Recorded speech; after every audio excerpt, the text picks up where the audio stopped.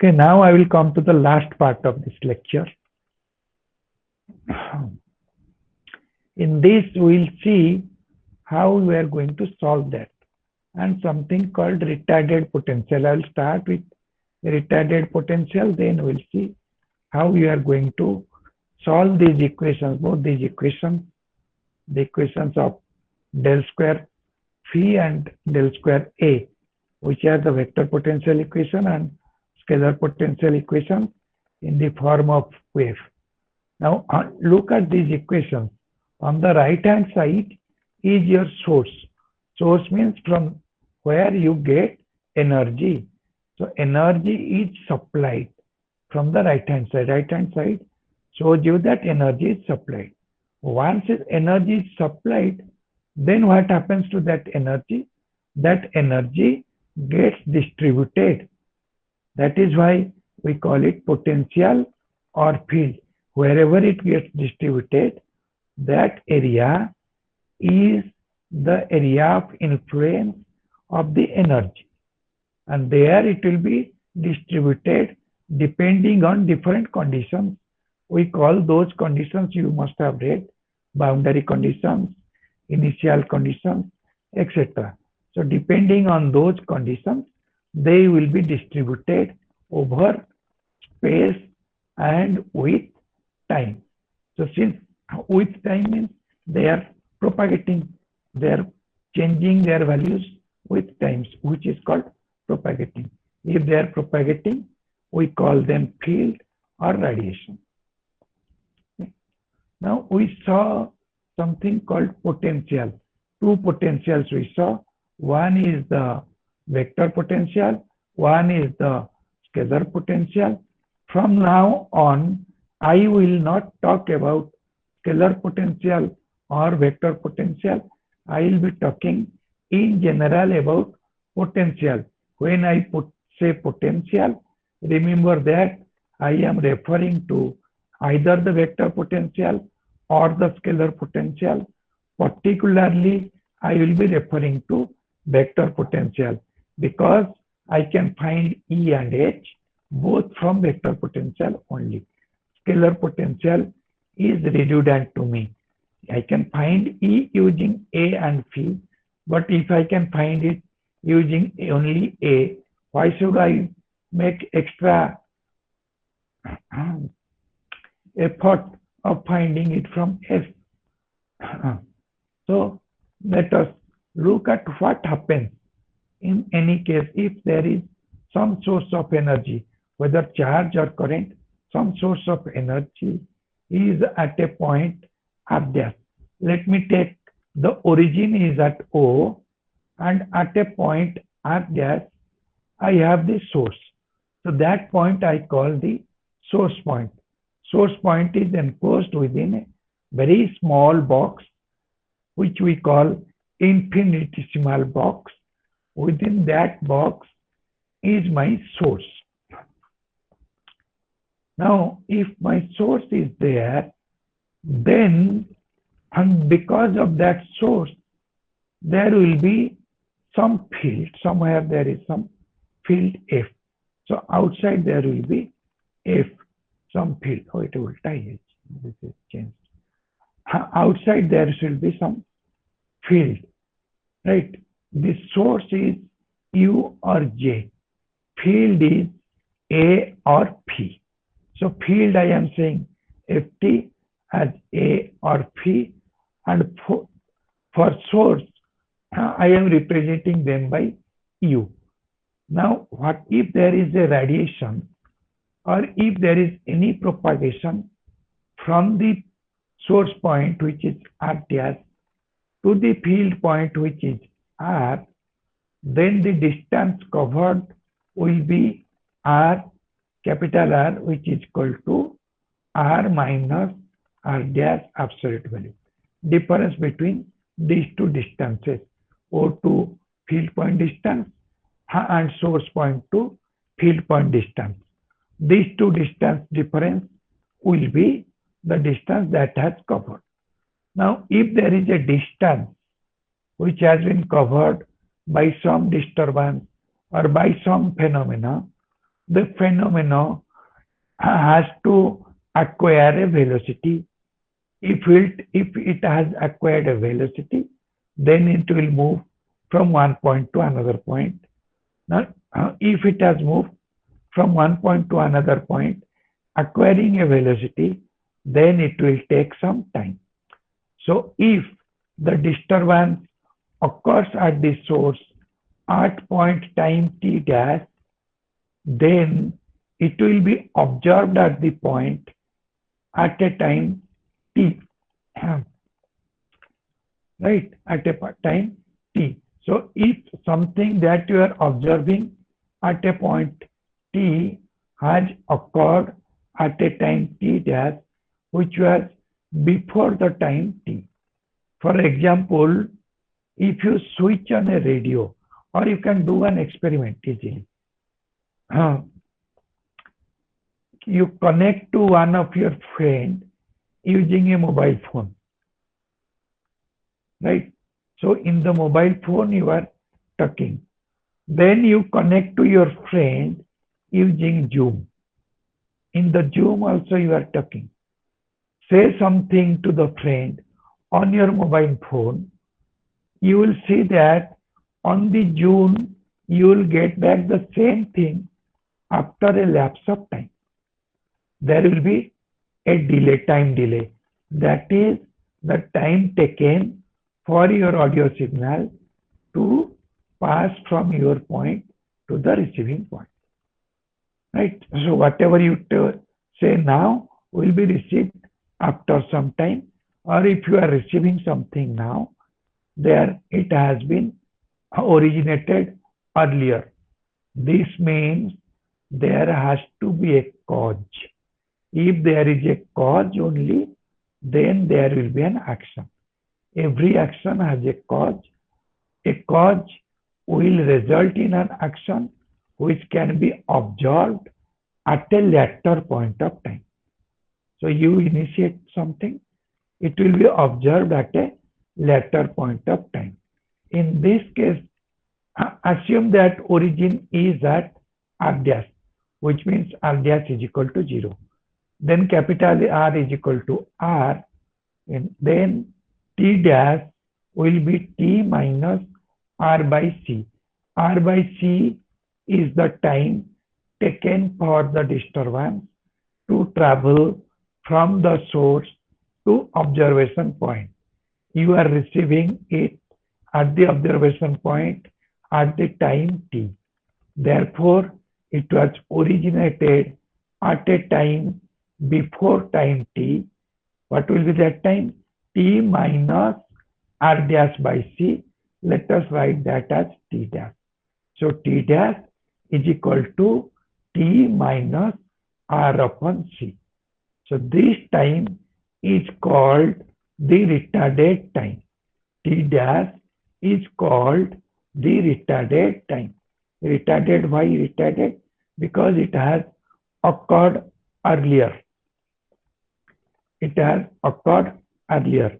It is older than T.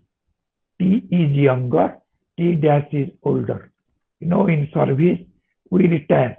As we grow old, we retire. So my time is coming. I will be retiring, so I will become a retarded professor. Similarly, time is a retarded time. Next. Okay. Similarly, the potentials that are occurring at the retarded time are retarded potentials. The sources that are occurring at the retarded time are retarded sources. Now, what is a retarded potential? That is what we are discussing. I told you what is retarded potential. The potential that occurs because of a retarded time. Cause. So a causal system must have a cause. If there is a cause, that will be giving you a response. The cause is a time-dependent source at R dash. In this case, the case that we are considering, the cause is the time-dependent source at R dash.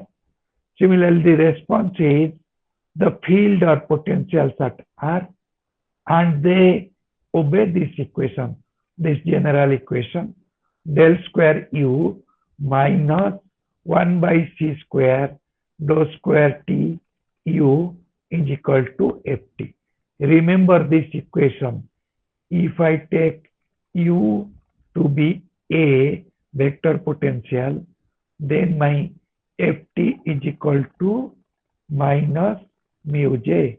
If I take U to be the scalar potential phi, then my F is equal to minus rho by epsilon, right? Therefore, this is the general equation. If I solve this general equation, I have solved both for A and for phi. So let me try to solve this using some technique that you already know. So let us move forward. And in all the cases, I will assume that the source is at origin. With this assumption, let us move forward. Source is at origin means capital R is equal to small r, r dash is equal to 0. Now, before I go forward, remember some useful transforms that you have learned earlier. These are called the Laplace transform and the Fourier transform. Definition of Laplace transform is if ft, small ft, is a time-dependent function, then ft e to the power minus st dt integration from 0 to infinity gives you the Laplace transform, which is capital Fs, italic F.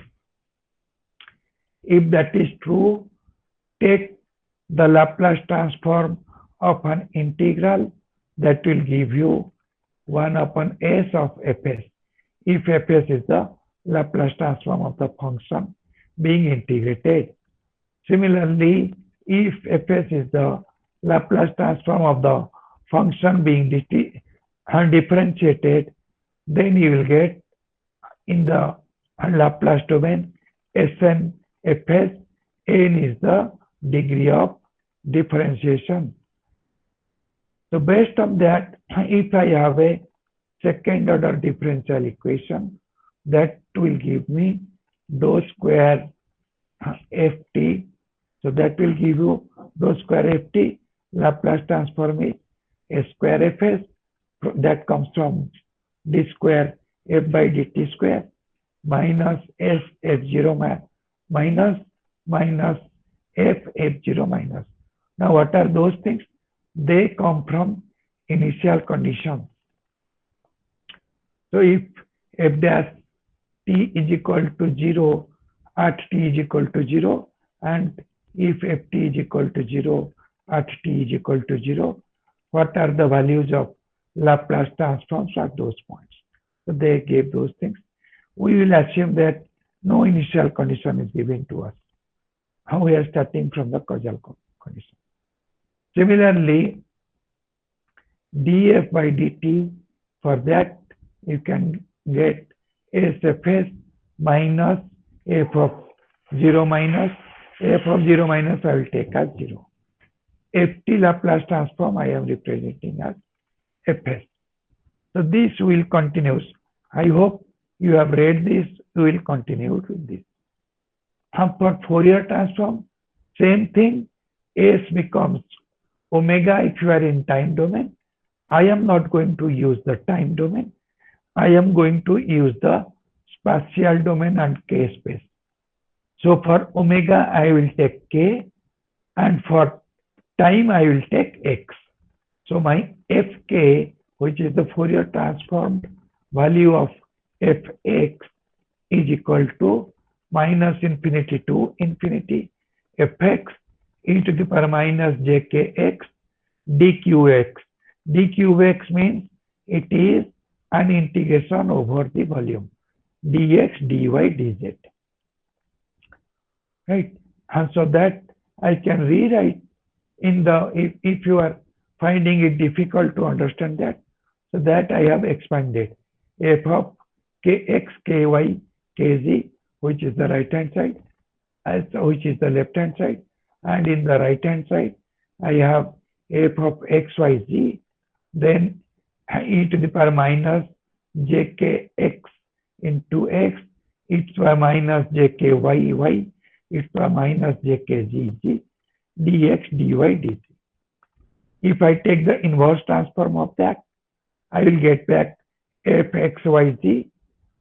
So fxyz will be whatever is the Fourier transform value. So f of kx, ky, kz, then exponentials, there is no negative, then dkx, dky, dkz. If I take a delta function and take its Fourier transform, that will give me e to the power j ak, e to the power j ak into e to the power j bk, e to the power j ck. Ck means ckz, bky, akz. So delta of x minus a, x, y minus b, z minus c, Fourier transform give me the right hand side. And similarly, if I take e to the power minus ar by 4 pi r, if I take its Fourier transform, that gives me 1 by a square plus k square.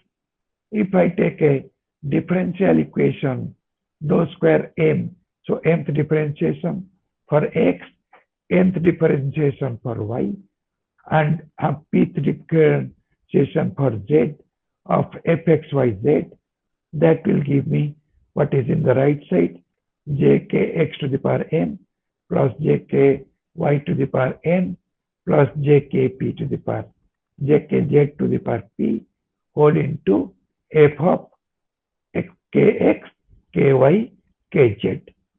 So this is something that I wanted to remind you, which you were expected to read in the earlier classes, whether you have read communication, whether you have read control, network analysis. In those classes, you were expected to have read these things and remember these things. Even in your mathematical physics that you might have read during your graduation, there you are expected to read these things. So now let me start with the solution of retarded potential. So what I will do is first, let me define the notations that I am going to use. So I am using U and F. U is my potential, F is my source. So U and F are normal U and F.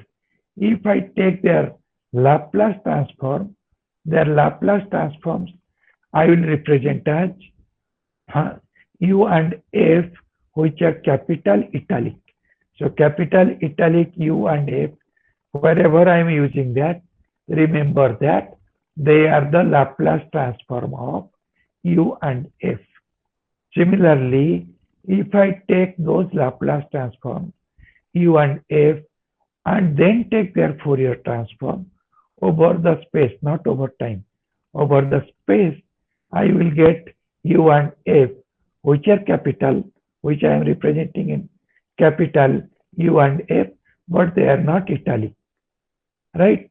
So small uf is untransformed, italic uf capital Laplace transformed, capital uf Fourier transform of the Laplace transforms. So remember this. With this, let me start by taking the Laplace transformation of our given equation. So given equation, if I take the Laplace transform, given equation was del square u minus 1 upon c square dou square tu is equal to ft. Now u I have taken Laplace transform, ft I have taken Laplace transform. Once I do that, what I get? Dou square u xs minus a square by c square dou square t u xs is equal to f xs. You can ask me, in the first term there is no s square, in the second term there is an s square. Now what I have told you, I am taking Laplace transform with respect to the time, not with respect to space. So with respect to space, the I am not taking Laplace transform of the derivative. But with respect to time, there is a time derivative and it is a second derivative. I am taking its Laplace transform. So it will be s square us. S square I am taking outside. So dou square t u s a xs is equal to f of xs. So go to the next one. Now let us take the Fourier transform of this equation. If I take the Fourier transform, this will be with respect to x, not with respect to time. So time part will not be affected. With respect to x, the first term is with respect to x. So del square u xs, if I take Fourier transform, that will be integration of dou square u xs e to the power j kx dqx. Remember that this is triple integral. X bold means x, y, z. Right? So that will be using the principle of Fourier transform. This will be minus k square u ks, because del square is the differentiation. Differentiation Fourier transform, second order differentiation, that gives me k square. So right hand side is minus k square u ks for the u term, first term. So from that I can write k square is equal to kx square plus ky square plus kz square, and you know x is equal to x cap x plus y cap y plus g cap g. X is a vector, you can represent it in this manner. Now the second term is s square by c square dou square t u xs. Let me take the Fourier transform of that. If I take the Fourier transform of that with respect to space, I am not affecting the time. Oh, sorry. Make a correction. In the first equation, dou square t will not be there because I have taken the Laplace transform with respect to t. Similarly, in the last equation, dou square t will not be there. So it will be integration of s square upon c square u xs e to the power j kx dqx. So that will give me s square by c square u ks. So this is for the second term. Then we'll come to the third term. Third term is only f. So for f xs, I will get f of ks. Put these terms, whatever is in the right hand side, put them in the above equation. That gives you minus k square u plus s square by c square u is equal to f. I am omitting k and s which are within the bracket. So for the first equation or the differential equation has now been translated to a simple algebraic equation. Now let me manipulate this algebraic equation. The first thing is, before doing that manipulation, let me say UKS is equal to GKS into FKS. UKS is a polynomial. I can write it as a product of two other polynomials. UK I know, F also I know. So let me write U in terms of F using another polynomial G. Now from this I can say GKS is equal to 1 by k square plus s square by c square. How did I got this? Remember the last equation. From the last equation, equate uk with fk. So that gives you this gk. So gks is equal to 1 upon k square plus s square upon c square. Then I will apply the convolution theorem in x and t. Both in x and t, both I am applying convolution theorem. If I apply that, I will get back u. uxt will be integration, triple integration actually, minus infinity to infinity, then integration over t, 0 to t. Since I am using convolution, my g will become gx minus x dash. Similarly, t will become t minus tau, f of x dash tau d q x dash. So this is the application of convolution theorem in x and t. Next. Now let me start inverting. So inversion procedure is, first I will tackle the Fourier transform. Then there I will regard all these k's as a 3D space variables and convert them into polar coordinate, considering that the k space is at an angle theta to the vector space x, and they are parallel. Okay. So x dot k will be kr cos theta, right? Next. So now my g of xs will become, using inversion, 1 by 2 pi square integration 0 to minus infinity. This is integration over r. Then 0 to pi integration over theta. Then 0 to 2 pi integration over 2 pi. Then what will be there? E to the power minus jkx divided by k square plus a square by c square. What is this? This is my g, right? So this is my g. So this remains there. Then k square sin theta dk d theta d phi. Remember that when we are using polar coordinates, volume integration is the function into r square sin theta dr d theta d phi. In here for r we are taking k. So k square and dk. Next.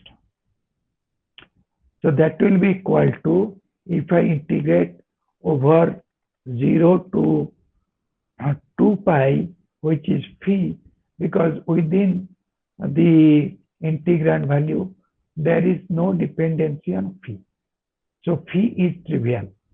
So I can easily integrate over phi. So phi will be integrated over 0 to 2 pi. Integration 0 to 2 pi d phi gives me 2 pi. Multiply that 2 pi outside, 1 by 2 pi square. Then what is left? Integration 0 to infinity, integration 0 to pi. Then in the denominator, e to the power minus jk dot x. K dot x is equal to kr cos theta. Numerator remains as it is, k square plus a square c square. Then what is left? K square dk, then d theta sin theta. You know sin theta d theta is equal to minus of d cos theta. That is why I have written dk into d of cos theta minus sin is taken outside. Why I have done that? Because theta dependency is only in terms of cos theta, which is in the numerator as the exponential of or exponentiation of e to the power minus jkr cos theta. So if I now differentiate with respect to theta, now differentiate it with respect to theta, I will be left with 1 by 2 pi square, minus will be taken care of by putting the limits of integration. So 1 by 2 pi square, integration 0 to pi, e to the power minus jkr minus e to the power jkr divided by numerator remains as it is, whole into k upon jr dk. I think I can do this integration easily. It is a simple integration of high school standard, higher secondary standard. So from that, I will get 1 minus 1 by 2 pi square, integration minus pi to pi, e to the power jkr remains as it is, k square plus a square by c square remains as it is. What is left is minus e to the power minus jkr. Why I have left it out? It will be clear if you look at the integration limit. 0 to infinity was the previous one. Now I have taken it from minus infinity to infinity, which means I have taken complete space, but minus jkr was only in the lower half space. Include that in the complete space, so that goes to minus infinity. Upper one remains e to the power jkr, but e to the power jkr had a minus sign. Therefore, outside we have got a minus sign. So minus that much, minus infinity to infinity, whatever is inside. Now I have to integrate that. Look at that integration. In the denominator, there is a simple pole which is at plus minus js by c. So since there are poles in the denominator, I have to resort to contour integration. So I have to do a contour integration. For that, I will use L'Hospital's rules. Using L'Hospital's rules and going for contour integration, I will get this value minus 1 by 2 pi square, it is outside, 2 pi j by 2 jr e to the power minus sr by c, which will be equal to 1 by 4 pi r into e to the power minus src. These are simple algebraic manipulations. Only thing is you remember that I am considering r which is greater than 0. R is not equal to 0 or less than 0. R has to be greater than 0. Radius is more than 0. It is not 0. We are not at the center. We are considering complete sphere. Right? So since R is greater than 0, we have to close in the upper half plane for the contour integration. So we are closing in the upper half plane for the contour integration. So that gives me what will be my gxs. My gxs is 1 by 4 pi e to the power minus sr by c. We have already seen that the inverse Laplace transform of 1 by 4 pi r e to the power sr by c is delta t minus r by c. Right? So my gxs, if I take its inverse Laplace transform, that will give me gxt into gxt, which is equal to 1 by 4 pi r delta t minus 1 by rc, or delta of the retarded time. Delta is called the Dirac delta function. That means it will exist at every point except it will exist at only the point where t is equal to minus r by c. So that you can say if t is equal to r by c, and then only delta exists. Okay. Now let us look at the solution. What is going to be the solution? Solution of uxt using the Green's function. Gxt is called the Green's function. So in this discussion, we have found out the Green's function, which is very important in case of electromagnetic. If you are doing analysis, Green's function is very important. I show you one way of finding Green's function. Now what will be uxt? It will be the inversion of everything that we have done. So uxt is triple integration over the volume and integration over the time of gxt and fx dash tau. So that will be uxt. So if I integrate that, that is going to give me 1 by 4 pi integration minus infinity to infinity minus infinity to infinity. It does mean that I am going for a volume integral, not single integral. 0 to t, that is the short form writing. So 1 by 4 pi minus infinity to infinity, 0 to t, delta t minus tau minus r by c r f of x dash tau d tau dqx.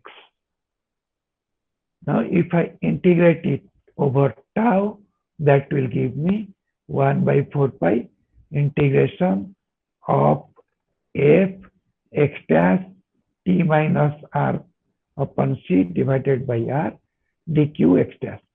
Now you can ask me why this happens. You know, integration of anything, integration 0 to t or integration minus infinity to infinity, fx delta t minus t0 is equal to f of t0. Right? Integration minus infinity to infinity, f of t delta t minus t0 is equal dt is equal to f of t0. That is what I have applied in this equation to get this. So uxt now becomes 1 by 4 pi integration of f of x dash t minus rc by r dqx. That you can also write as integration of f x dash t minus rc by 4 pi r dq x dash. Remember what is x dash and what is x, or what is r dash and what is r. R dash or x dash, all these things, they represent the location of the source. R or x, they represent the location of the field. So field is always in terms of r, source is in terms of r dash. So for the general wave equation, we have found the solution, the form of the solution. If f is given, you can find out what will be the potential u. Now let us write them for our retarded potentials. Now, in the first case, we are taking a and minus mu j. If I take a and minus mu j, u is equal to a, f is equal to minus mu j. So a at t will be 1 by 4 pi mu j r dash t minus r upon c divided by r dq rq. Similarly, if I take u is equal to phi, f is equal to minus rho by epsilon, then phi will be 1 by 4 pi epsilon rho r dash t minus rc by r dq r dash. So this will be the solution of your vector potentials.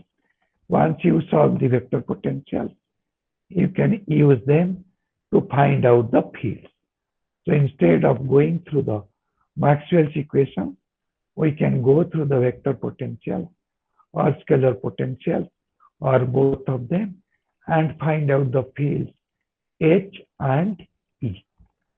So with this, I complete my lecture for today. I hope you have understood what we discussed